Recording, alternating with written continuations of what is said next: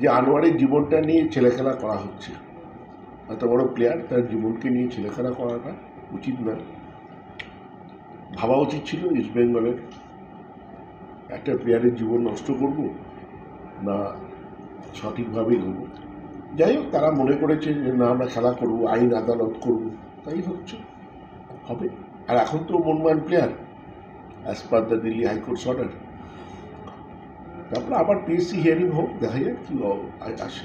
কিন্তু আপনি এটাকে কিভাবে দেখছেন যে পিএসসির যারা one of the member of the PSC, say drive করছিল যেদিনে, আগের দিনে যেদিনে শনিবার দিন যে হিয়ারিংটা ছিল সেটা যেভাবে পিছিয়ে গেল, একটা প্লেয়ারের জীবিকা নিয়ে যেখানে বিষয়টা, সেখানে এরকম একজন মানে ড্রাইভ করার জন্য একটা মিটিং হিয়ারিং পিছিয়ে গেল। অনেক হাস্যস্কর অনেক কিছু ঘটে ভাই।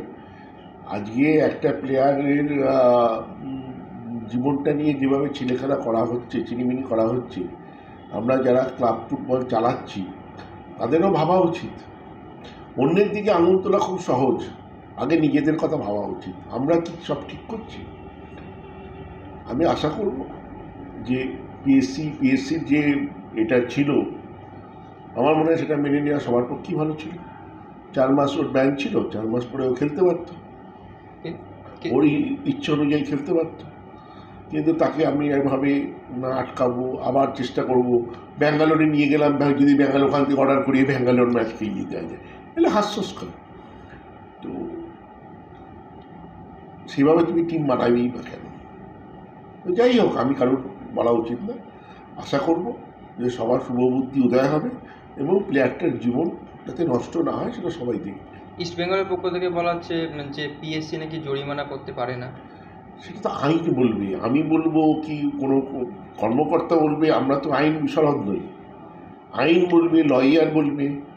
যদি না করতে পারে তাহলে হবে না, যদি করতে পারে তাহলে হবে। তো এ তো আইন যা ঠিক করবে। এখন তো আইনের পথে চলে গেছে, এখন তো আমার তোমার ইচ্ছা অনুচ্ছায়ের ব্যাপার নয়, যে আইনে লেখা আছে তাই হবে। আইনের বাইরে পিএসসি কখনো, যদি আইনে না থাকে পিএসসি ওরা দিতে পারত? তুমি বলো না, আইন ছাড়া ওটা হতে পারে? এটা হাস্যস্কর। না, সে হবে, সেগুলো তো করতে টাইম লাগে না। সেটা তো ওরকমভাবে আজকে বললাম কালকে চলে গেলে ওরকম ব্যাপার নয়, সেটা টাইম লাগে। আর দেবাশিসদা, এই যে নতুন প্লেয়ারটাকে যেটা সই করানো হলো, নুনো রাইস, কেননা গত কয়েকটি ম্যাচে যেভাবে এগিয়ে থেকেও যেভাবে গোল খেতে হচ্ছে, মানে একটা কোথাও তো গিয়ে মনে হচ্ছে যে এর আশাটাই কতটা শক্তিশালী হবে বলে মনে হয় আপনার? যে কোনো ক্লাব যখনই কোনো প্লেয়ারকে সই করায়, তারা ভাবে যে প্লেয়ারটা এলে টিমটা শক্তিশালী হবে, তবেই তো সই করায়। তো সেই জন্য আমাদের ধারণা শক্তিশালী হবে। আমাদের আনোয়ারে চলে যাওয়া এবং আমাদের এখন যারা টিমের প্লেয়ার আছে, যারা খেলছেন, কারণ নাম করবো না, ডিফেন্স লাইনে, তারা তাদের যোগ্যতা অনুযায়ী খেলতে পারছে না। আমি মনে করি ভালো ভালো প্লেয়ার আছে, কিন্তু তারা তাদের যোগ্যতা অনুযায়ী খেলতে পারছে না। এত তাড়াতাড়ি হা হু করার মতো নয়। সিজন শুরু হয়েছে, কোনো সিজনের শুরুতেই কোনো টিম পিকে চলে যায় না। টিম ধীরে ধীরে ধীরে ধীরে এগোতে হয়। আমরা ডুরান্ডের ফাইনালে পৌঁছেছি, বাংলা থেকে একমাত্র দল। তো তার মানে আমরা একটা জায়গায় আছি।